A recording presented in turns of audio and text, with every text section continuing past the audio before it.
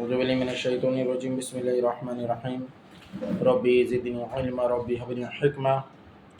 উচ্চতর গণিতের আমরা ভেক্টরের গতকালকে উদাহরণ 2 নাম্বারটা করছিলাম, রাইট? আমাদের ভেক্টরের এই যে টাইপটা করছি যে কোনো একটা রাশিকে আর অন্য রাশি দ্বারা প্রকাশ করা, ঠিক আছে?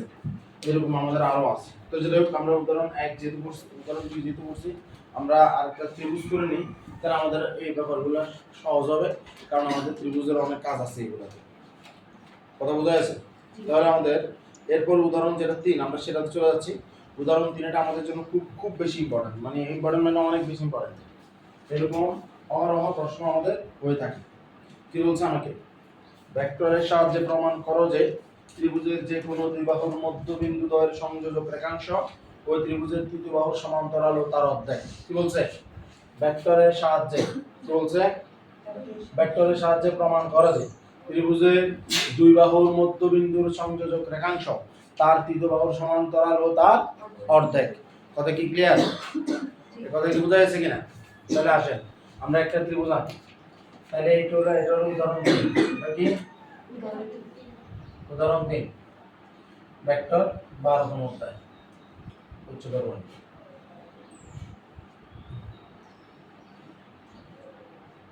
এটা হলো আমাদের এ বি সি একটা ত্রিভুজ।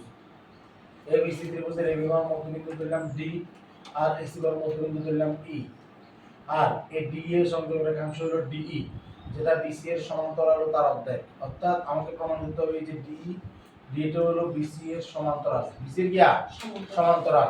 যখন বিসি এর সমান্তরাল, আমরা বলছিলাম যদি ভেক্টর দুটি সমান্তরাল, ভেক্টর দুটি যদি সমান হতে হয় বা বিপরীত হতে হয়, কি বলছিলাম? ভেক্টর দুটি যদি সমান হতে হয়, মনোযোগ এদিকে এইদিকে, ভেক্টর যদি সমান হতে হয় বা বিপরীত হতে হয়, তবে অবশ্যই তাদেরকে একই রেখা বা সমান্তরাল রেখাতে থাকতে হবে। বুঝছিলাম না? হয় তাদেরকে সমান্তরাল রেখা বা একই রেখা রাখতে হবে। তাহলে যেহেতু আমার দুইটা ভেক্টর কিসে আছে? সমান্তরালে আছে, তাইলে তো তাদের ভিতরে একটা সম্পর্ক হইব, হয় তারা সমান হইব না তারা বিপরীত হইব, যে কোনো একটা। অর্থাৎ এই ক্ষেত্রে আমরা বলছিলাম d হওয়ার কথা mbc। কি হওয়ার কথা? mbc এর কিছু তো হওয়ার কথা। এখানে সেই m এর মান হলো হাফ। কত? হাফ। অর্থাৎ আমাকে প্রমাণ করতে হবে যে d সমান হাফ অফ bc। d সমান হাফ অফ bc। কথা কি ক্লিয়ার? কথা ক্লিয়ার কিনা? আর এই ব্যাপারটা তখনই সম্ভব যখন d ভেক্টর সমান হাফ অফ bc ভেক্টরের ব্যাপারটা আগে আসে। কথা ক্লিয়ার? তাহলে আগে আসেন আমরা এটা মিলাই। তো তাহলে আমরা যদি মিলাইতে যাই, প্রথমে আমাদের কাজ কি? প্রথমে আমাদের কাজ হলো এদেরকে চিহ্নগুলো দিয়ে দেন। চিহ্নগুলো দিয়ে দেন। দিয়ে দিলাম। ওকে, একদম প্রথম কাজ। প্রথমে আপনি কি বলবেন? বলবেন এ বি সি ত্রিভুজে। কি বলবেন? এ বি সি ত্রিভুজে। ঠিক আছে? এ বি সি ত্রিভুজে, এ বি সি ত্রিভুজে, এ বি সি ত্রিভুজে বিসি বা BC vector is equal to C ভেক্টরের রেখা এসি ভেক্টর বিয়োগ বি ভেক্টরের রেখা এবি ভেক্টর। এই কথা কি ক্লিয়ার? এটা কি এখন বোঝানো লাগবে? কোন বিধি অনুযায়ী কাজ করছি? কোন বিধি অনুযায়ী কাজ করছি? কোন বিধি অনুযায়ী কাজ করছি? বিয়োগ বিধি অনুযায়ী কাজ করছি। এখন এবি বাহুর মধ্যবিন্দু বি আর এসি এর মধ্যবিন্দু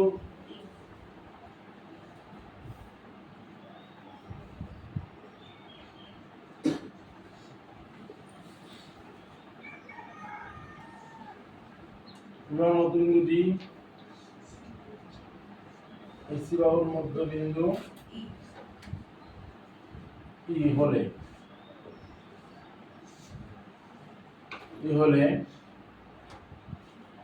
ঠিক আছে না? ই হলে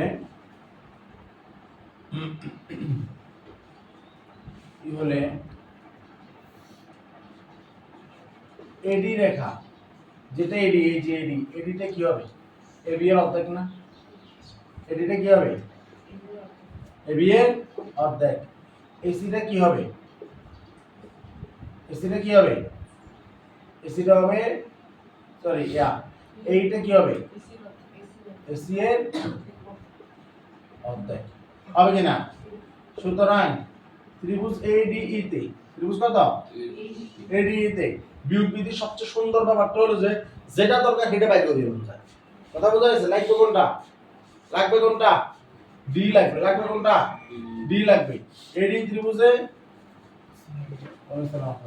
বি ভেক্টর সমান এডি ত্রিভুজে কি ডি ভেক্টর সমান ই ভেক্টরের রেখা আগে। ই ভেক্টরের রেখা কোনটা? এই ভেক্টর। ই ভেক্টর রেখা কোনটা? এই ভেক্টর। এই যে এই ভেক্টর এটা হলো এই কোনটা? ই ভেক্টরের রেখা। তারপরে ডি ভেক্টর রেখা। ডি ভেক্টর রেখা কোনটা? এই যে এডি ভেক্টর। কোনটা? এডি ভেক্টর। তাহলে এই ভেক্টর এটা কোনটা? এই ভেক্টর হলো হাফ অফ এসি এর অর্ধেক। এটা কোনটা? হাফ অফ এসি এর অর্ধেক। আর এডি ভেক্টর কোনটা? হাফ অফ এবি এর কোনটা? অর্ধেক। এখন হাফ কমন নেন। এসি ভেক্টর বিয়োগ কত? AB vector. এসি ভেক্টর বিয়োগ কত? AB vector. তাহলে এসি আর এবি এটা তো কিছুক্ষণ আগে করছি, এটা কত? বিসি। এটা কত? বিসি। তাহলে আমরা বলছিলাম যখন ডি ভেক্টর, যখন দুইটা ভেক্টর পরস্পরের সমান হবে, যখন আমরা বলছিলাম ইউ ভেক্টর আর বি ভেক্টর যদি পরস্পরের সমান হয়, যে তাদের ভিতরে যদি একটা স্কেলার থাকে, হয় তারা সমান্তরাল নয় তারা একই রেখায় অবস্থিত। বোঝা যাচ্ছে? হয় তারা সমান্তরাল নয় তারা কি একই রেখায় অবস্থিত। তাইলে আমি দেখতেছি যে চিত্র থেকে ডি আর বিসি সমান্তরাল। কি দেখুন? ডি আর বিসি কি সমান্তরাল। ডি বিসি কি সমান্তরাল। তারপরে লেখার পরে আমার এবার কি এটা তো দিকে না বোঝা যায়, এটা কি মান বোঝা যায় নাকি? মান বোঝা যায় না। তখন ডি ভেক্টর কে কি করব? এরকম পরম মান চিহ্ন দেব। বিসি ভেক্টর কে কি করব? পরম মান চিহ্ন দেব। তার হলো হাফ অফ। সুতরাং ডি ইকুয়াল টু কত লিখতে পারবো? সমান হাফ অফ কত? বিসি। ডি সমান কি লিখতে পারবো? Half of BC. কথাই বোঝা যাচ্ছে? এখন কত হলো এটা যে আমরা করছি, এটা তো আমার বলবে ভেক্টর পদ্ধতিতে প্রমাণ করা যায়। কি বলবে? ভেক্টর পদ্ধতি প্রমাণ করা যায়। তাহলে শুরুতে কি করব? শুরুতে করতে হবে ভেক্টর পদ্ধতিতে প্রমাণ করা যায় ত্রিভুজের দুই বাহুর মধ্যবিন্দু সংযোগ রেখাংশ তার তৃতীয় বাহুর সমান্তরাল ও তার অর্ধেক। কথা এটা এরকম লেখা থাকবে না, ডাইরেক্ট এটা লেখাই থাকবে যে এবিসি ত্রিভুজটা দিয়ে এরকম এগুলো এঁকে দেয়া থাকবে, বলবে প্রমাণ করা যে ডিজ হাফ অফ বিসি। তো এবার প্রথমে তুই এটা বলবি যে এডি এবিসি ত্রিভুজের কি বলবি? এবিসি ত্রিভুজের এবি এর মধ্যবিন্দু ডি, এসি এর মধ্যবিন্দু কি ই। ভেক্টর পদ্ধতিতে প্রমাণ করতে হবে যে D is equal to half of BC. কথা বোঝা যাচ্ছে? কথা বোঝা যাচ্ছে না? এরপর কি বলবি? এখন ত্রিভুজ এবিসি এটা, এখন এবি এর মধ্যবিন্দু ডি, এসি এর মধ্যবিন্দু ডি, তাহলে এডি সমান হাফ অফ বিসি, এডি সমান হাফ অফ এবি, এডি সমান হাফ অফ এসি। তাহলে এডি ত্রিভুজ এটাতে এই যে আমার এই ডি ভেক্টর মানে হলো এই ভেক্টর রেখা বিয়োগ এডি ভেক্টর রেখা। কথা বোঝা যাচ্ছে? এ লেখার পরে তুই এবার কি করবি? কই এই যে এডি ভেক্টর রেখা এটা লিখবি। এরপর আবার এই সেটা কি? এটা হলো এসি এর অর্ধেক, এডি কোনটা? এবি এর অর্ধেক। এখন তুই এক নম্বর সমীকরণে বাইর করে রাখছস এসি আর এবি বিয়োগ করা মানে হলো বিসি এর মান বাইর হন। তো তাহলে এসি আর এবি এর মান বিয়োগ করা মানে হলো যে বিসি এর মানটা কি বের হওয়া। তো তাহলে দুটো ভেক্টর যখন তারা সমান হইছে তখনই তাদেরকে দেখা যাবে হয় তারা একই রেখায় অবস্থিত নয় তারা সমান্তরাল রেখায় অবস্থিত। চিত্রতে দেখা যাচ্ছে যে তারা সমান্তরাল রেখায় গিয়া অবস্থিত। কথা বোঝা যাচ্ছে? অর্থাৎ ডিবিসি সমান্তরাল। তারপরে আমাদের এই দুইটা মানকে পরম মান দিয়ে দিলে তাদের মানটা কি হয়ে যাবে? বের হয়ে যাবে। কথা বোঝা যাচ্ছে? পারা যাবে না? পারা যাবে? এটা মেইন বইতে আছে, একবার পড়ো, খুব মনোযোগ দিয়ে একবার পড়ো, মেইন বইতে আছে এটা। এখন আসেন আল্লাহর রহমতে যদি পারা থাকে উদাহরণ 3 এর মতো চলে আসেন। এখানে এর ভিতর উদাহরণ 12 নম্বর একটা আছে, এমসিকিউ আছে, এমসিকিউ তে চলে আসেন। উদাহরণ 12 তে একটা এমসিকিউ আছে। এমসিকিউ তে লিখছে কি দেখেন, বলছে যে এবি সমান সিডি। কি বলছে? এবি সমান সিডি, আবার এবি সমান্তরাল সিডি। তাহলে এবি সমান যদি সিডি হয়, আবার এবি সমান সিডি মানে এবি এর সিডি মান সমান, এবি সিডি মান কি সমান। আর এবি সমান্তরাল সিডি যদি এই ঘটনাটা ঘটে তাহলে কোনটা সঠিক হবে? প্রশ্ন করছে না? করছে না? কই তোরা আসছ নাই 19/12 যে এমসিকিউ 2 নাম্বারটা দে। তো বলছে যে এবি সমান এবি ভেক্টর সমান সিডি ভেক্টর। একটা কথা বলছে এটা। আর কথা বলছে যে এবি ভেক্টর সমান m into CD vector, m into CD vector, যেখানে বলছে যে m এর মান একের চেয়ে বড়, একের চেয়ে বড়। আরেকটা বলছে যে AB vector plus DC vector less than zero vector. কথা বোঝা যাচ্ছে? আর বলছে AB plus M M CD is equal to 0 vector. এখন তোরা যদি দেখো এখানে গ আর ঘ লাস্টে যে দুইটা আছে এই দুইটা দেখবি যে তোর কোনোভাবে পছন্দ হয় না, মানে ইচ্ছা কোনো কথা আমরা কই না, ঠিক না? এই দুইটা কোনোভাবে আনসার হওয়ার কি নাই, যোগ্যতা নাই, ঠিক না? যেহেতু এই দুটো তোরা বুঝো না, তাহলে এই দুটো আনসার হওয়ার যোগ্যতা নেই, কারণ এগুলো নিয়ে আমি কোনোদিনও কথা কই নাই। কিন্তু বড় প্যাট্রিক বড় আয়রনিক্যাল ব্যাপার হলো তোর এই দুটো দাগাই এই, ঠিক আছে? যেহেতু এগুলো তোরা বুঝো না তার মানে মনে এগুলোই হলো, ঠিক আছে? কিন্তু বলে এই দুটো জায়গানো যেটা এটা আমার পরিচিত না, তাহলে এটা বাদ, এই দুটো বাদ। তাই আনসার হলো ক আর খ।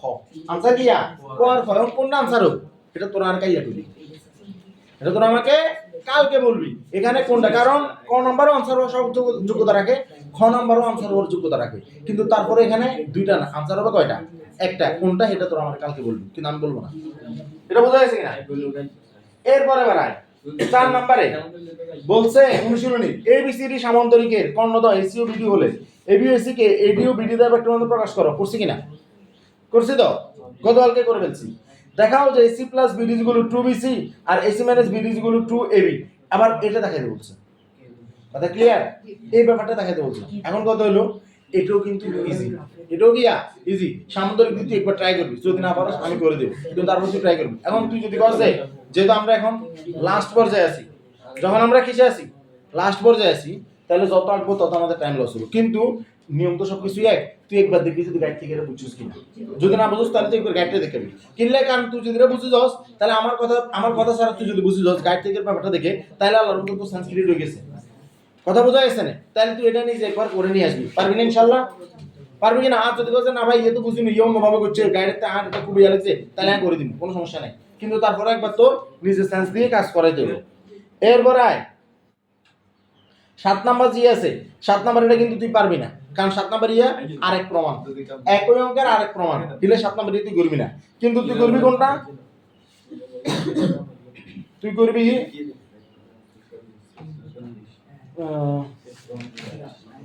সৃজনশীল প্রশ্ন 5 এর খ। কোনটা করবা? সৃজনশীল প্রশ্ন 5 এর ক খ, এই দুটো তোমরা পারবা।